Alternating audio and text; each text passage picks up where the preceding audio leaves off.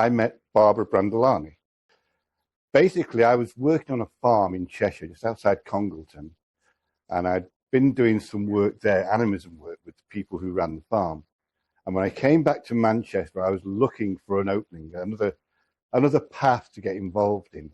I eventually met up with some people who lived in Eccles, who ran a magazine called Ignews, which was an Earth Mysteries magazine.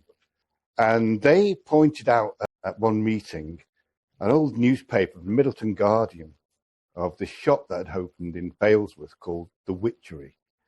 And they said, do us a favour, for our magazine, will you go and have a look at this place, check this woman out, see what this shop is all about? And I said, okay, I'll do that.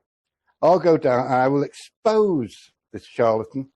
I will take her to the cleaners. I will point out everything that is wrong with her. And it's obviously just a money-making scam. So one Saturday, I toddled off to Failsworth and popped in to the shop. And there I met the woman whose face I'd seen on the newspaper, Barbara Brandolani. Pass that around if you like, and people have a look at her. Now, Barbara lived in New Moston. She'd opened this shop because she had an interest in witchcraft, and she wanted to get it out there. She wanted to get it into the public domain because, like I say, there were no places you could really go.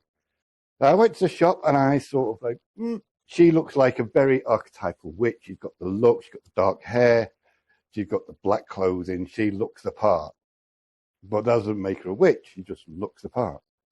And I left the shop. I bought a few things. I left the shop and I felt that I had to go back for some reason.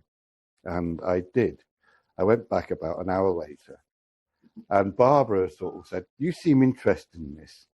And sort of like, no, really. Said, come to my place next week. I'll give you my address. Come to our house next week.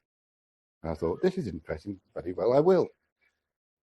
And a week later was my first experience of what was to become the Hermetic Order of the Silver Blade.